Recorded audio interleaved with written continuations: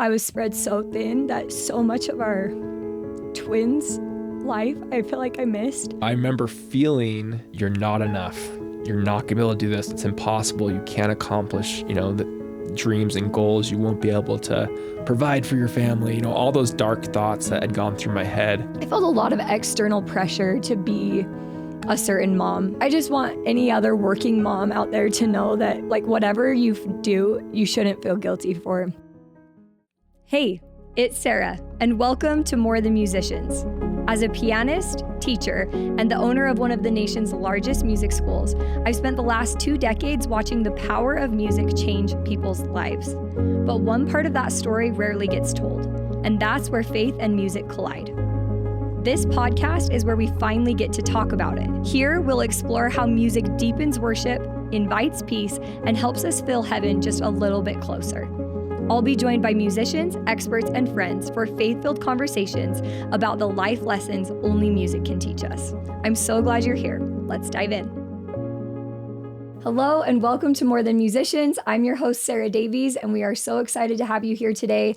I have a very special guest in store. My husband, Brady, is in the studio, and I'm excited to finally sit down with him and tell the story of how my once part-time piano teaching gig has now turned into both of our full-time gigs, and how 70 students about 10 years ago from our home grew into 34 locations now across the country with hundreds of teachers and thousands of students. It's been a beyond humbling journey and one that has been full of God's hand. We are so excited to give you a little bit of the behind the scenes details of what inspired it, the lessons that we've learned along the way, and most importantly, about the power of bringing music into the home. So Brady, hello and welcome. Hey, thanks for having me. I know, this is kind of fun. It is. Bring your spouse to work. Yeah, totally. You can interview me and I'll interview you. I know. It'll be like a guest hosting. Kind of like a lie detector test. Yes, exactly like a lie detector test. No, I'm excited. I've never been on live television before, so this is your big debut. This is a big debut for me. I'm excited. And it's actually put me at ease to be able to have such a familiar face. So yeah. Thank you. But I'm excited to take the opportunity to share just how the piano place came to be. I know you, for instance, didn't expect that you would find yourself being the owner and CEO of a music school when you were in college. And so I thought, who more passionate to come on and to talk about this story than with you? And I think that my first question is where do we begin? I know. I think, my musical background is almost non-existent. So maybe we start with yours and we jump in from there. Okay. Yeah. So we'll take you back. For me, music lessons started like they do for most people. Age 8, my parents got gifted some lessons at a church auction, and I took lessons from our neighborhood teacher. Her name was Gina Knowles, and I had a great experience with her. I took from age 8 until 6th grade, when I, like most people you hear about do, complained and wanted to quit. And so my mom let me, and it was what was necessary at the time for me. But it has been a regret in my life because I lost a lot of critical years on the piano. But when I was 14 years old, I had a neighbor hear me playing through an open window because despite quitting lessons, I still like to play a lot.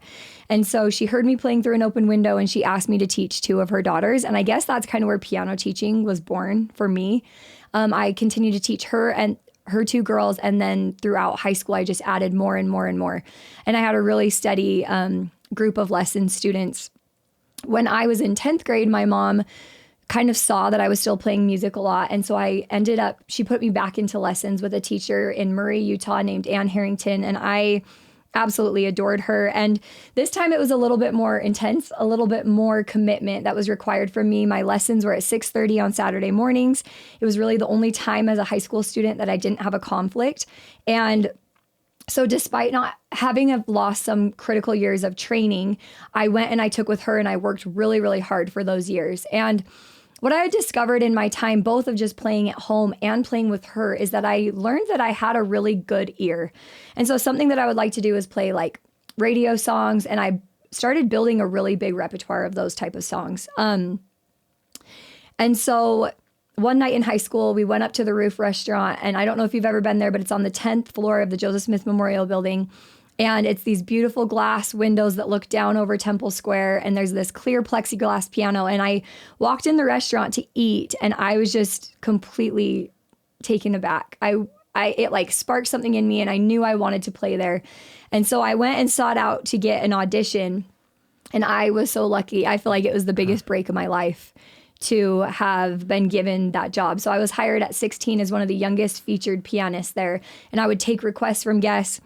And I just absolutely loved it. So anyway, that experience totally changed my life. And I think that the combination of getting back into lessons, that experience of getting the job at the Roof, and then also like starting my piano teaching business, that's kind of where it all started for me. And that's kind of leads into the time that we met. Do you remember coming up to see me at the Roof? I do. Yeah. That was so fun. Yes. No, that's why I was laughing when you were just saying that, because I remember when we were dating, Sarah, one thing about Sarah is in her late teenage years, she was a little bit of a speeder. And so she ended up getting dropped by her insurance for a couple of tickets that she got.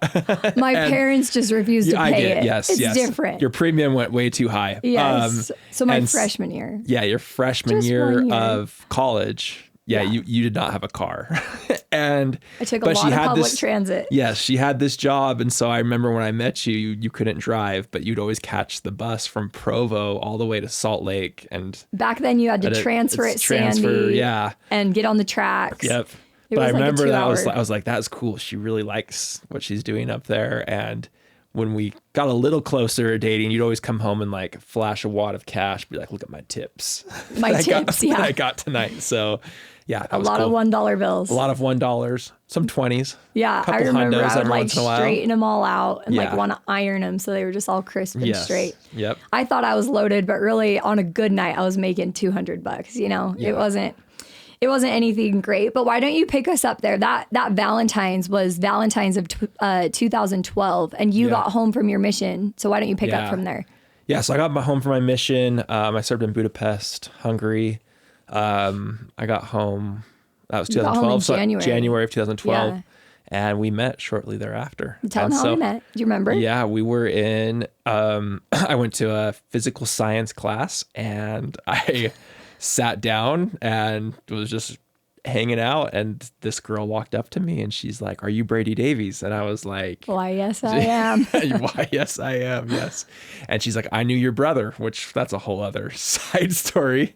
But she knew my brother, and we actually both went to Alta High School. I'm 2 years older than her, and at the time Alta was huge, and so we really never crossed paths or had met each other. But I knew some of her friends, she knew some of mine, and I've told you my perspective on that story, which was that I went to the wrong session of that class. Yeah. I was supposed to be there an hour later, but I came an hour early. Yeah. And I like walked in and I immediately realized that I was in the wrong class, but the teacher had started talking and I saw you and I just picked the seat next to you. Beelined. Yep. Beeline. It was that aura. I had that aura about me. And then we had some study dates. Brady on our second date told me that he loved me and I got a little creeped out. And so we had to break up for a while. We played some intramural inner tube water polo. That kind of reconnected the spark. Yeah.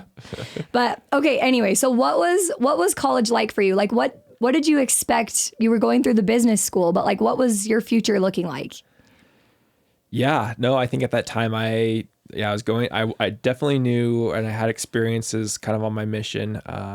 My mission president was Gary Bothman, and he was the former CEO of Mattel, the toy company. So he used to always brag about like, he saw people fighting over Tickle Me Elmos, and he was like, "We did something great," you know. Cha-ching, yeah. And I had some great experiences with him, and he told me one day, he asked me one day what I wanted to be, and at the time I was thinking dentistry, and he had told me, he's like, "Why would you ever want to do that?" He's like, "You are so good at XYZ," and really pointed out some of my strengths. And so I came home and I was like, yeah, I definitely want to do business. And I was on track. I eventually got into the business strategy program at BYU, and you and I kind of got married around that time as well. That engaged period, like when we got engaged, that was an intense time. That was kind of applying for business school, if I remember. Yeah. So got in there, and that was kind of my goal, was to go either do consulting or, at the time I'd been getting into real estate more, doing something along those lines. And so that was kind of my goal at the time. Yeah. Was that, I just remember, like, I have this vivid memory of being in a marriage and family class. Like, while we were engaged, we were taking marriage and family. Yeah. Sorry, I have to bring this up. But when we were in that class, I remember calling you, and I couldn't reach you on the phone. And I was all concerned because usually you'd come in and sit by me. Where were you? Yeah. It's funny. That's probably one of the only regrets I have from college, and regrets in general. I don't have very many. Was definitely, I think I felt a lot of pressure to, we were engaged. All of a sudden I felt like, okay, I need to figure out what I'm doing. I need to get these internships. I need to really like pursue my career so hard. And it was all I did. And I grinded probably too hard. And it was a particular day. I think midterms were that time or finals. I can't remember. And I was walking up the hill and I had grabbed a cheesy gordita crunch. This is such an infamous story in our family. Yeah, cheesy gordita crunch from Taco Bell. And I was walking up, there's a hill on the south side of campus. And I was walking up that hill and I slipped. The cheesy gordita crunch crumbled in my hand and just squirted all over my white shirt. So I had cheese and beef all over my shirt. And I was supposed to go to this marriage and family class with my fiance. And it was in the midst of all the stress with the internships and midterms and everything. And I had a total come apart on that hill. And it's funny. I mean, I don't know if we're planning on covering this part today though, but I just laid there on the hill. I never skipped class. I was never one to skip class. That's why it was so weird. Ever. You weren't answering your phone. And I wasn't picking up her phone calls either because I was just like, I need a moment. And so I sat on that hill and I got a call it was actually my dad called me, and I am forever grateful for that call. I mean, there was some very spiritual things that happened with that call and some things that him and I talked about and some things that he told me that I needed to hear on that call. And I just remember feeling the prompting to like, get up, keep moving, one foot after the other. You're going to make it up this hill. You're going to make it to that class. The stains might not come out of your shirt from that gordita crunch, but it's good things are going to happen in life. And just so I don't forget, there was a time maybe 2 years ago. So it's probably been since we graduated, I don't know. 10 years. 10 years, yeah. 8 years. I don't know. I actually went back to that same spot on the hill. And what's funny is they've remodeled a little bit of that hill and there's now a waterfall right where it was. Right at the incident. And I sat there by myself. It was really cool. I had something there on campus and I sat there for a moment and I just felt an overwhelming sense of gratitude. And because this is a music podcast, the song, the hymn, because I have been given much, I too must give. And at that time, it was incredible. I that college experience. Sorry, I'm totally going off on this. This was not scripted, good. But I remember feeling that feeling of you're not enough. You're not gonna be able to do this. It's impossible. You can't accomplish the dreams and goals. You won't be able to provide for your family. All those dark thoughts that had gone through my head, and that place on that hill now was this beautiful waterfall feature that was created, and feeling that overwhelming sense of gratitude, hearing the words to that hymn in my head, and just sitting there bawling like a boob years later with complete gratitude for what transpired over the years. And I guess we'll talk about that a little bit, but yeah. It's been an amazing journey, and we've taken our kids back there. We kind of have made a little tradition that once a year we'll go back to BYU campus. We get J-Dog south of campus. We walk to the cheesy gordita spot. Yeah. And Brady has kind of mentioned to our kids, this has been a journey, and that's exactly what it has been. Mm-hmm. It makes me emotional too. There's been a lot of really divine moments. So, absolutely. Okay. Anyway, so moving on, we got married in 2013. And I think so. Yeah. Yeah, you have to sometimes be reminded, but we did. May of 2013. At that time, I had 70 students that were coming to our home in Draper. And I just wanted to ask, like, what was that experience like for you? I know what it was like for me. I was teaching every waking moment that I could possibly fit a student, 6 a.m. to 9 a.m. and then like 2 p.m. to 10 p.m. Day after day after day after day. I didn't see a lot of you. And so I'm just curious from your perspective, what was it like to Well, I think you were also, that? give yourself the credit. I think you were working a job during the day. I was working a 9 to 3 or 9 to 2. A 9 to 2 during the day at a PR firm. And then you were teaching from basically 3 till 10 every single night. It was a lot. Yeah. Sarah was working hard. Definitely provided Sugar for mama. us. Sugar mama. She was my sugar mama.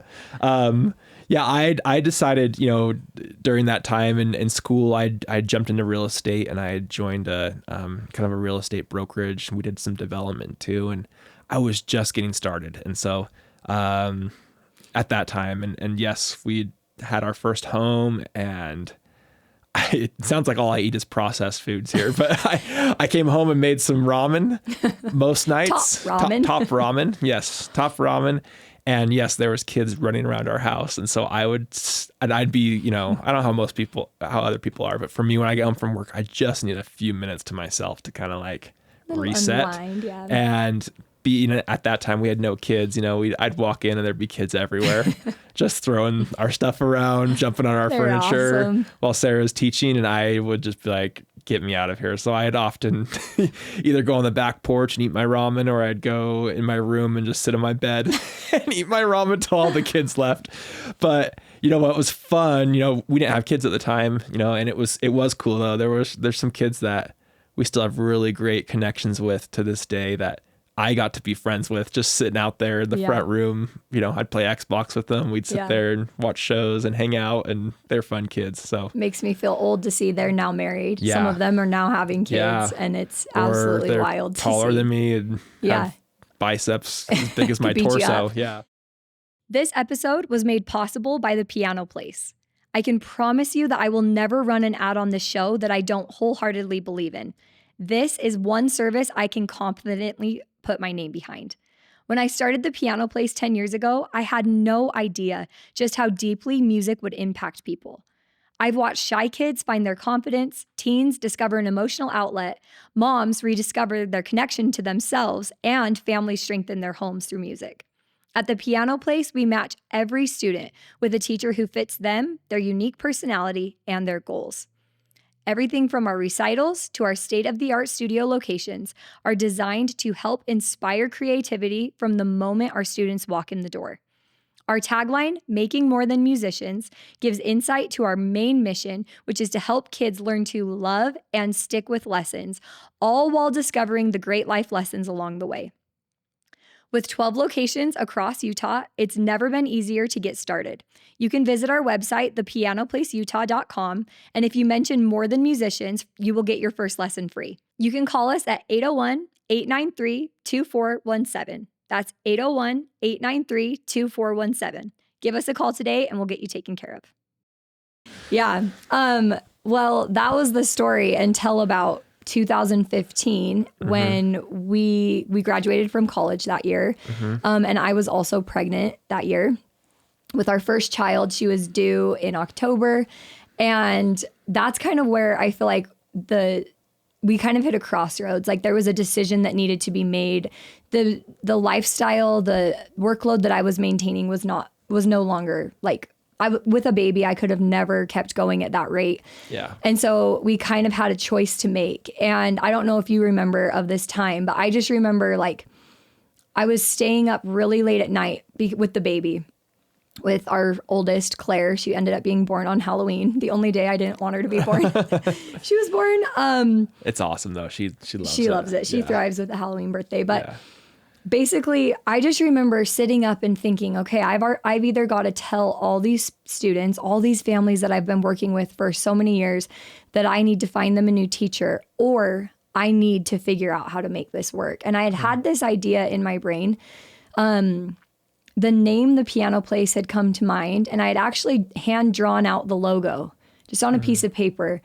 And I have a picture of that. But I just kind of knew the demand was there. I knew it was untapped, and I knew that I wasn't the best teacher for every one of the students that I had. You know, I'm a really good teacher for a student who wants to learn the basics of theory, chording, improv, but I didn't feel like I was the best teacher for some of my students that showed a lot of promise in technical, classical piano music.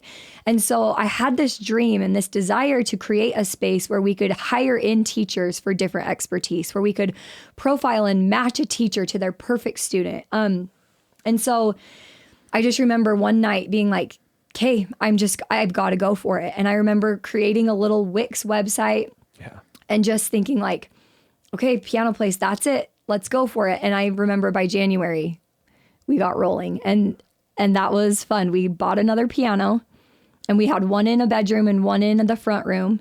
And I hired one other piano teacher, and my phone was ringing off the hook with people trying to get in. And so That's true. And the kids multiplied. The kids multiplied. So then what did we have to do?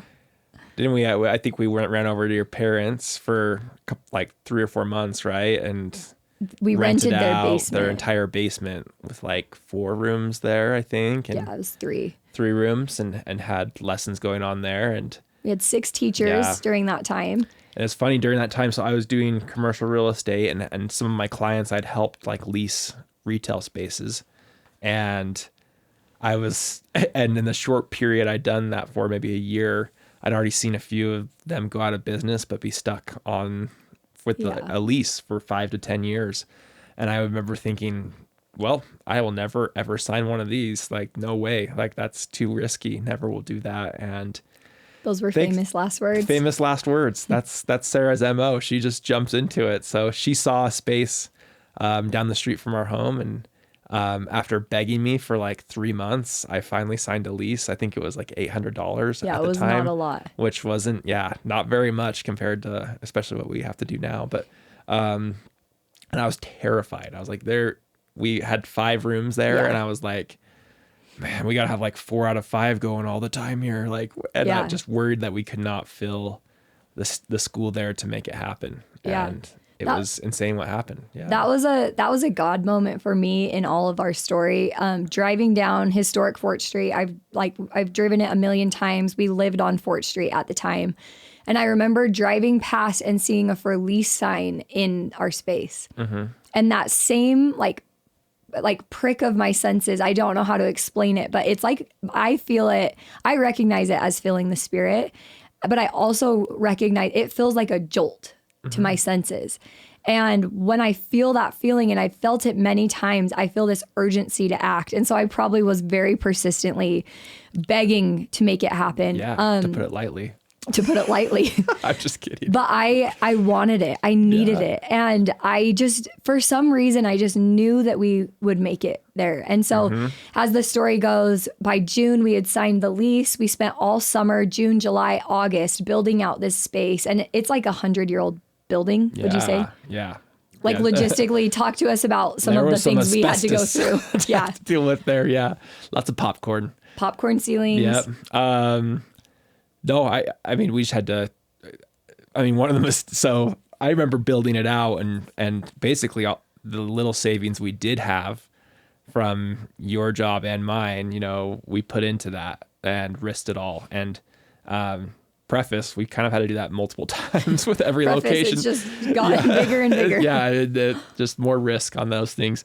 But we risked it all. And I remember what was funny is the building was so old, it had swamp coolers and not HVAC. And so it was so dang hot. If you want to jump, that first day we opened, everyone instantly complained about the heat. We'd soundproof the rooms and the air doesn't pass through as well. And it was loud too. They were so it was like, and we opened in loud. August, I think, right? Or September. September.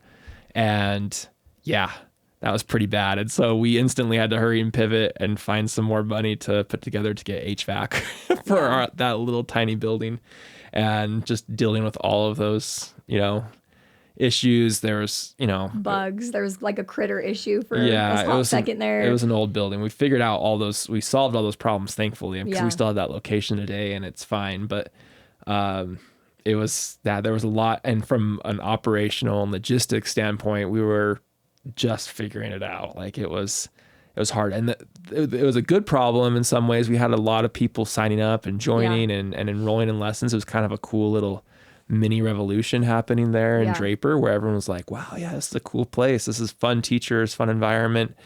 And I think that's a huge credit to you. I mean, what do you think was like the main driver there that like got a lot of people there in the early days?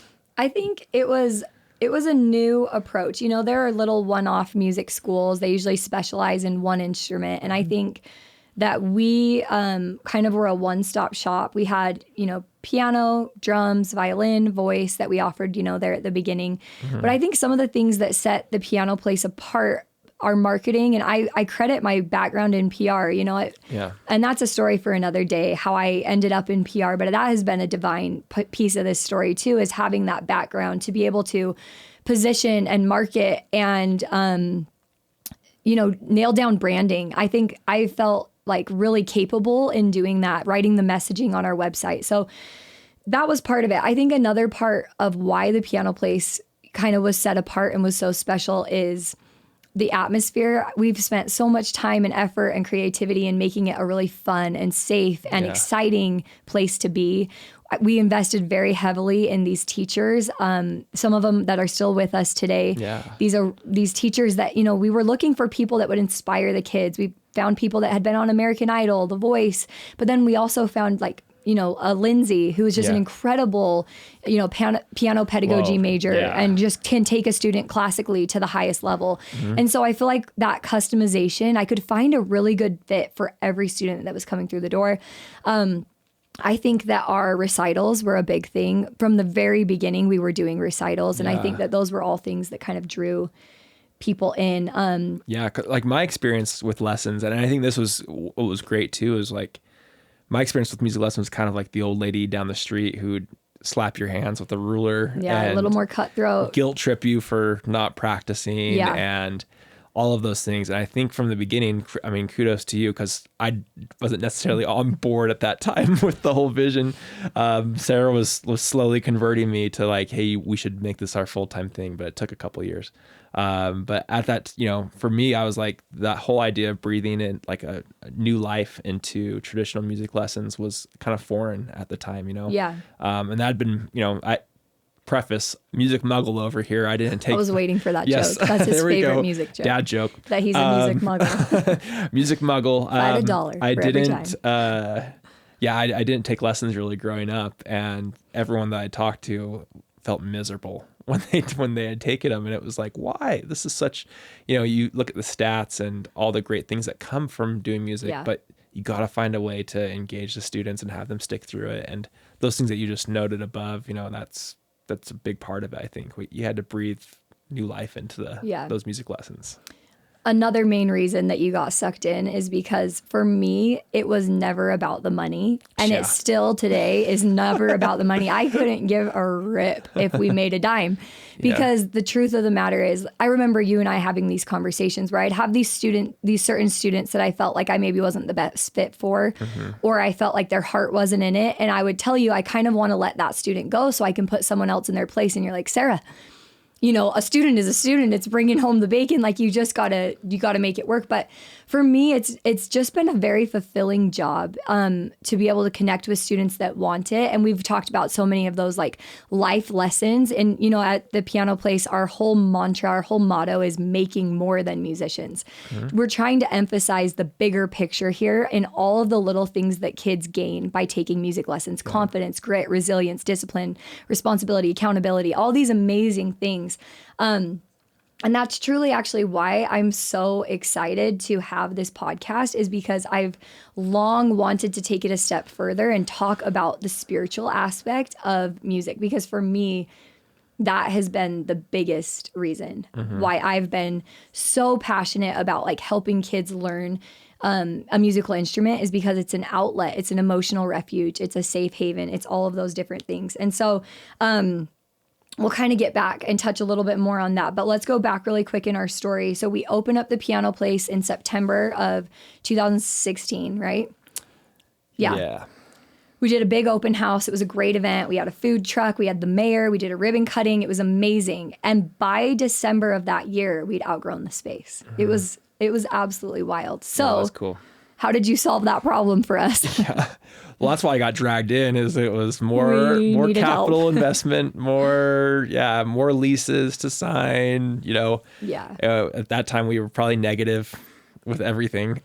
So we ended up leasing a space down the street, and we're able to kind of help absorb that additional demand. And that school went from you started out with 70, I guess, in our home. Within a year, kind of going through that whole process of adding more teachers and bringing on more people, it probably jumped up at that time to maybe 400 or so students. And at its peak got to about 600 students, I think, within probably 2 years or so. Yeah. Just there in Draper. And 15 to 20 teachers just at that one location. Our staff meetings would be big. Yeah.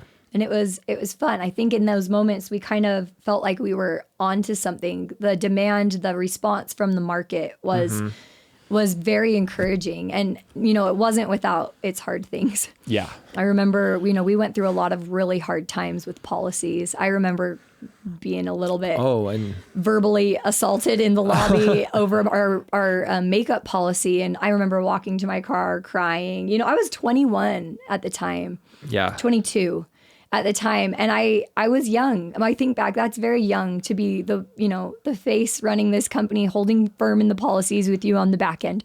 No makeup lessons. We have no. Hey, but we do makeup lessons. We do makeup lessons now, but at the beginning, we needed software to be able to facilitate that. It didn't exist. And so for a while, it was a pain point for us. And you've always been really good at blending, you're a perfect CEO and you're exactly what we need. And we'll talk about how you transitioned into that role. But we had like a Google spreadsheets empire. That's what we had. Google spreadsheets, color coded. But it's amazing to look back at how far we've come just in software and processes alone. It's been a long, tedious process. But let's just quickly. There's many people that helped along the way for sure. And I've said that a million times. Like we could not have done it without an amazing team. So let's kind of jump into that. Early 2017, we opened Draper Extension at the old school. Later that year, we opened Lehigh. And then we began working on South Jordan. Yeah. And then by South Jordan, that was 2020. And 2020 was a wild time for us. You want to, talk about the lease commitment with South That we owned the building at South Jordan. Yeah. So so we just built a brand new building there in South Jordan, and that school had only been open for a few months. And I think I said it already before, but probably our first 7 locations, we put everything on the line for those. We basically leveraged everything we had to get those things opened. And so obviously, as for many people and many business owners, it was a scary, scary time. And I remember kind of watching things kind of sputter quickly to being like, okay, I don't think kids are going to go to school next week. I'm not sure. It sounds like it might happen. And then just so scary. It was like Black Friday in a bad way, right? Yeah. Hits us. They tell us no school. Everyone's panicking, and I remember having to pivot and be like, what's this thing called Zoom, like how do we do all of that? And so but we got through it. And here the fascinating thing to me was we actually grew, and it kept, it was a big, huge growth period for our company. Partially because there was no other activities kids could participate in. We were able to do Zoom lessons, and for those who wanted to come in could come in. And as things kind of cooled off a little bit and things opened back up, we found, wow, we have way more students. And so we ended up opening, we had those 3, and that same year we opened up 2 more at the end of 2020, which is crazy to me. So we kept going. And we were so grateful. It's not something that stopped us at all. And all of our teachers and admin, we just linked arms and kept going and kept fighting every single day. And they were some long days, but we got it done. So it was a pretty pivotal point in the company, because up to that point I had been, running the company, you had another job. Yeah, he was true. doing commercial real estate. Yeah. Up until 2020, which was really demanding of his time. And 2020, I don't know if y'all remember the day of the earthquake, but something broke in me that day. I was panicked about the business, about keeping it afloat, about keeping our people employed and paid. And something that day, your business with commercial real estate, just everything came to a halt. Yeah. And there was just this moment where we kind of sat with each other and we're like, for our home life, for our work-life balance, I mean, we had no clean clothes. We had no clean, dishes. We had no food. We were eating out all the time. Like, the balance was missing because we were both working so full time. And I'll say, I mean, balance is a great word. I think we were committed. We were together forever, but it was a struggle. I mean, it'd been a strain on our marriage for a few years. A little bit of a power struggle between us would emerge. And we're very different, but in a good way. Like, we complement each other and our strengths really well. I think, like, yin and yang, we're both Leos though. So we would just fight. And Reds. But Brady is very execution, very make things happen. Don't overthink it. Just get it done. Go, go, go. And I am a very probably a dreamer, a high, level dreaming of these creative ideas. But I am an overthinker for sure. I want every T crossed, every I dotted before we even move forward. And we just found that we didn't have that luxury of time. Yeah. And so having you come in was exactly what we needed to grow. But me letting go of that position was excruciating for me. And it was, and I agree. I mean, that's what I know we've talked about this, but for me, that was one of the most selfless things I've ever seen you do. Cause I knew that it was so important to you. And you still are the face of our company, but you were so involved in the day to day. And at that time we had 3 kids, 2 of which were twins. Yeah. And it was intense. We just couldn't keep going. And it's true. It got to the point where it's like, okay, one of us needs to step in fully here, and one of us needs to, jump back into our lives, because we could not keep going. We were out of rope, both of us. We couldn't take it any longer. And it was fortunate for me because my real estate business died. Yeah, it was just the perfect timing. It was perfect, and you had that, the prompting and feeling to be like, I want to be home. I want to, take a little break here for a season. And and at the same time, we all thought the business was going to be on fire, so it threw me in full time. You stepped out, and it was like, okay, it ended up being a really good thing, I think. Overall, at least I hope you feel that way. I do feel that way. I want to mention this because I think any working mother can relate to this feeling of truly being torn in two. My heart was torn into 2 places. This is the quickest way to get me emotional because I feel like I missed so much. I know you feel the same. Yeah. But I was spread so thin that so much of our twins' life, I feel like I missed. And so, sorry, as hard as the situation was for me to let go of that control, that it was ego for sure. I wanted to be the boss babe of it. Do you know what I mean? Yeah. And I just want any other working mom out there to know that you, whatever you do, you shouldn't feel guilty for. Yeah. I felt a lot of external pressure to be a certain mom, and I don't know. I feel like I was doing the best I could. I feel like there's a lot of that with working moms. So anyway, I want to say that anyone out there that's kind of fighting that torn in two battle, I definitely see you. And I do think that a mother has the intuition to know, but I was super grateful for that transition, even though it was hard, but it probably saved our marriage ultimately. And look, Pookie, you look fire. Pookie's fire. Thank you so much. No, I mean, it's something I think it's something I'm excited to talk to our kids about, because I think that's truly, it was a pivotal thing that you did and stepping back. That's nice. It was good. So this is where Brady, anything 2020 on in the company, I need Brady to speak to because I act like I know because I hear it all trickle through, when you come and bring it home from work, but I don't know. And so can you, for a long time, you and I, you know, were bootstrapping these businesses. Like we couldn't see a clear path forward. Mm-hmm. You know, the build outs that we were doing were extremely expensive. It was very risky. I remember signing hundreds of documents, basically like, if this fails, you know, your house is gone. And just being like, hey, we got to just hustle. We got to make this work. So can you kind of speak to One Music Schools, how that came about and the acquisition side of the business that we've taken on? Yeah. You know, we grew, and we've been open for about 8 years. And I think we'd grown our Piano Place brand throughout kind of Salt Lake area to 9 locations in like 8 years. We've been open now for about 10. And around that 8-year mark, we just saw the opportunity to expand outside of Utah, but we'd been doing all of these new locations de novo. So we'd been starting with, you know, a blank slate of real estate and building out these spaces, starting with 0 students and marketing and growing them into schools.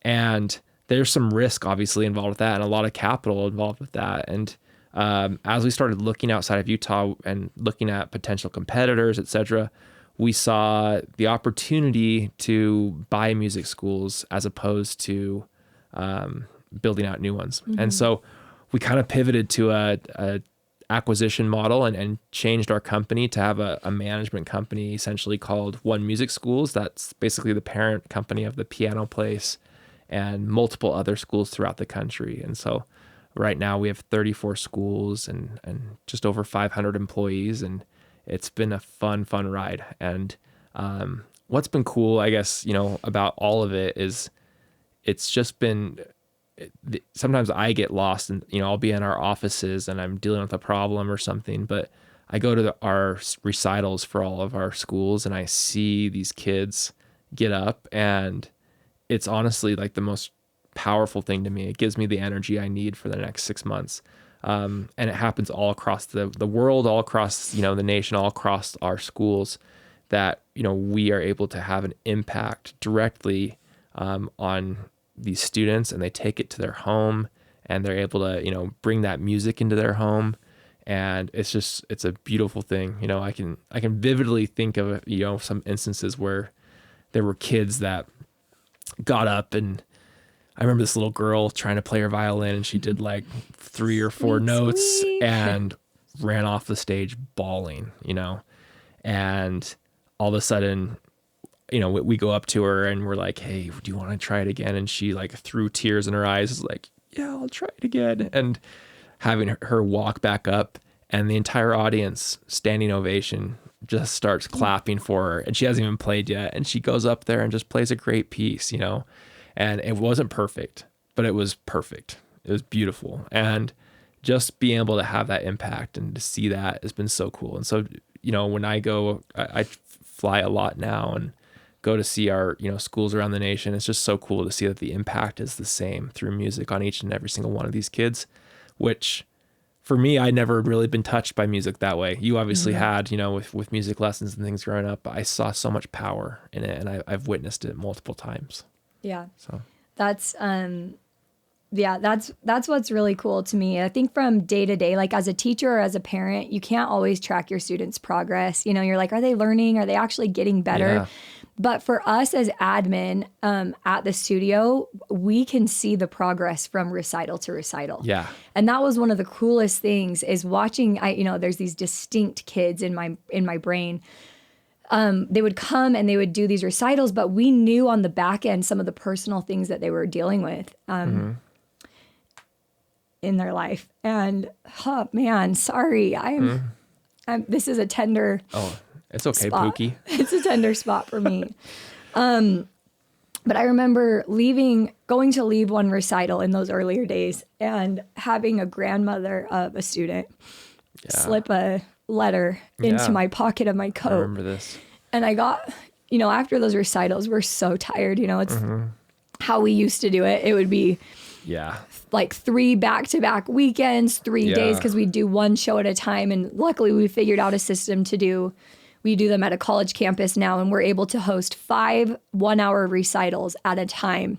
So every hour, 5 different rooms of 30 plus people are turning. Yeah, and that's how we do our Salt Lake ones. Yeah. That's changed us. But Yeah. this grandmother slipped this letter in my pocket. I get into the car, you know, after all the recitals are over, and I read this letter, and she told me that my student had been experiencing some hard things at home, and that music was her refuge. Music had changed her life. Music was saving her mental health. And yeah, that makes it all worth it. Another really prominent experience. You tell this one. This was during COVID. Yeah. This was so cool. Yeah, during COVID, obviously we couldn't get any venues to do live recitals at, and so we did a Zoom recital. And, you know, something that me and Sarah have bonded, I'll go backwards a little bit. Something that Sarah and I bonded over day one. Again, music muggle here, not a musician, but it might have been partially because of my mission, kind of being on the Austrian border there, but we both love the sound of music. And I don't know if it's still her number one movie, but she might have just lied to me to try. I never lied. To try to get me going on a date with her. I'm kidding. No, it's both of our favorite movie, and for a lot of reasons. And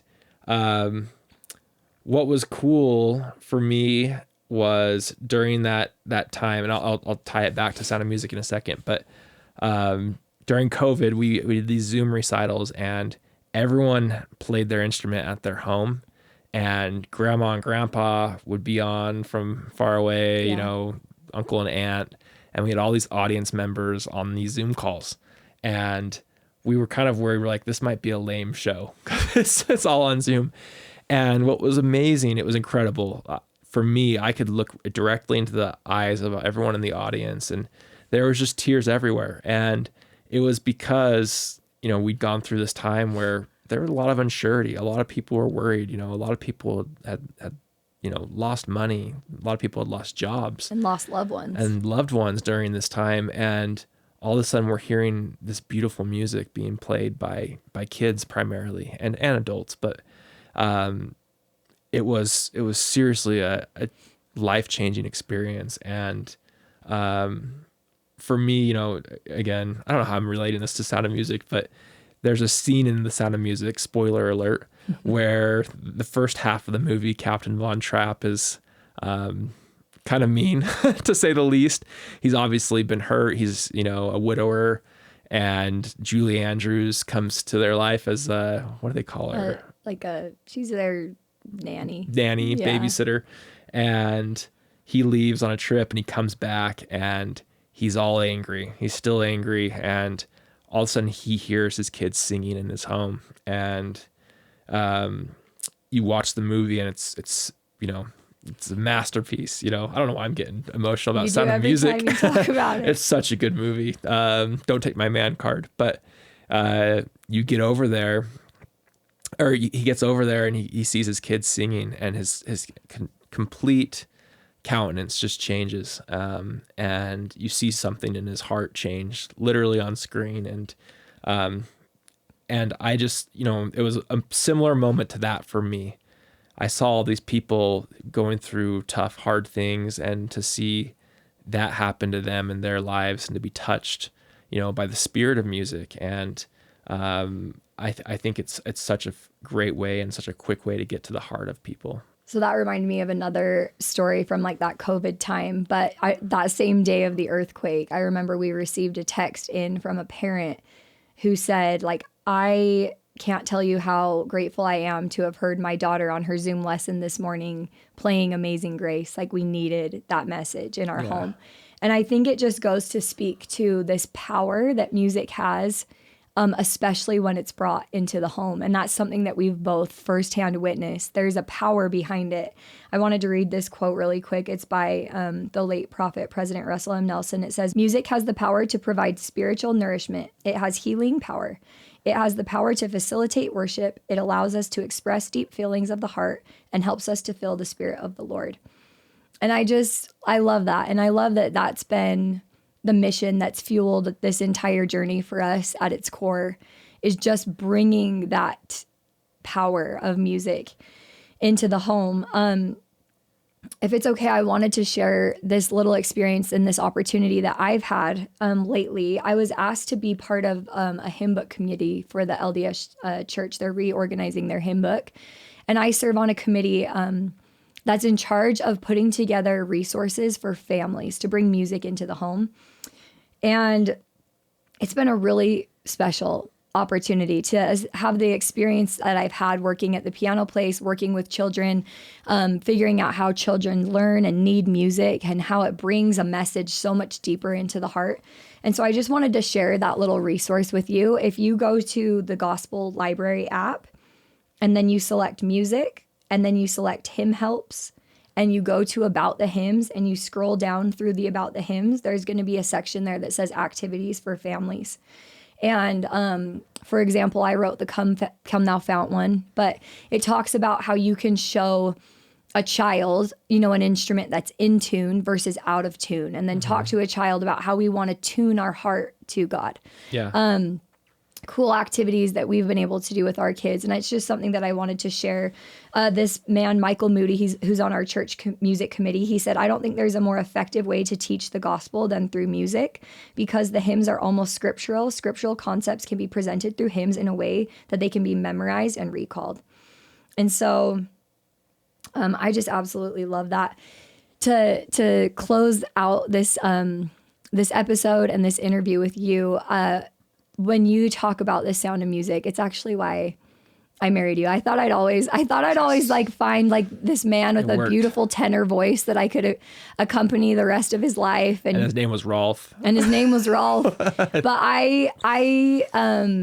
there have been so many parts of our story that have felt divine, but I wanted to quickly just recap how we got engaged. And it was, our first ever, do you remember this? This was like shortly after we met in physical science, but we went and we watched the Super Bowl together. Yeah.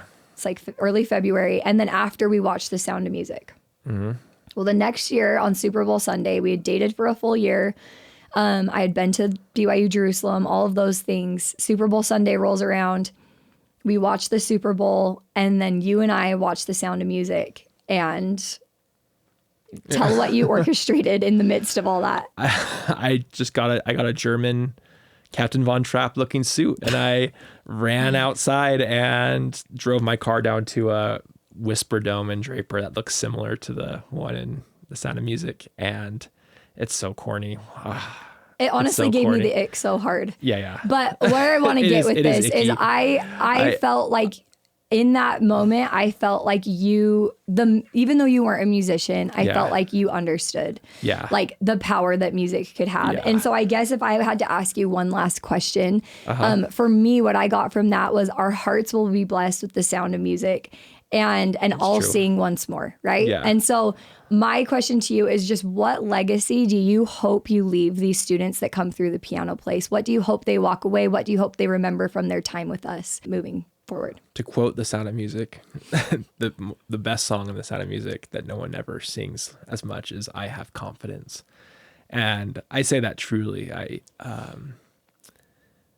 It's been phenomenal. It's been miraculous. It's been everything I can possibly think of, being able to witness these kids learning these instruments. And I've seen it in my own kids' lives. I've seen it in your life. But I hope if anything that they gain from it is confidence, that they can do hard things, that you can set lofty goals for a piece that seems impossible, and you can do the impossible. And I could care less if they continue to take lessons, later in life. Sure, I hope they do. That's great. That's awesome. But the life lesson they get from doing it, I think, is confidence. And if they can bring that to their families, to their homes, if they can believe that they can do those things, and in some ways, for many, I think it brings them closer to God and to their Creator. If all those things can be a result of taking music lessons, I think we've done our job, and it's been more than an honor to participate in that and be part of that journey with each of those kids. How have you, just this final question, how have you felt the hand of God through this journey of starting this business? I was thinking about an experience, and there's been times obviously where it's been super hard. And, I remember having 5 locations and being like, why are we losing money? Still, somehow we're losing money. And oftentimes wanting to quit, and thinking this isn't worth it. God doesn't care. Like, maybe I should do something else with my time. It's just music lessons. Mm-hmm. And I remember there's an experience I had where it was our 5th location. It was actually our Sugar House location. We were it was kind of a satellite one that we opened up during COVID, kind of a tester. And we were in this office building, and it fortunately was growing and doing really well. And we'd outgrown this little office space pretty quickly. And we were becoming kind of a nuisance to the other tenants with music going on. So much so that we were, and during this time, I'd been looking so hard for a new space. I'd been, and I was a real estate agent. I knew everything. Like I knew all the listings in the area. I'd gone to all of them. I'd made multiple offers, and it just hadn't panned out. And all of a sudden we get an eviction notice from our landlord where we're like, you need to get out of here. And I get it. It was getting so hard, but I also couldn't close that location because we would have been, I think we'd have gone downhill from there. And so, I remember I finally just drove out there, and as opposed to using the computer and trying to find listings that way, I just drove. And we had only a short time to get out of our space, a few months. And I pulled over to the side of the road, and I said a prayer. And I remember just essentially saying, Heavenly Father, if I know that I'm not trying to do this for myself or for selfish reasons, but I just worry, and I sincerely did. I worried about the kids and our employees, and I wanted the students to be able to still have a good place to take music lessons. And I said, if you can please help me to find a space. I mean, I need it more than ever. I truly need an answer. And it was one of the few times in my life, I was on the side of this road, kind of by the University of Utah. And I just felt the prompting exactly, and truly, this testifies to me that there's a God in so many ways. But I remember feeling the promptings to turn left at this light, go straight, turn right, turn left, and just feeling the promptings and I was just like, this is either me just being crazy or I'm following something true here. And I went from basically the U all the way over to Sugar House, Mill Creek area, mm-hmm. following these promptings in my head and in my heart.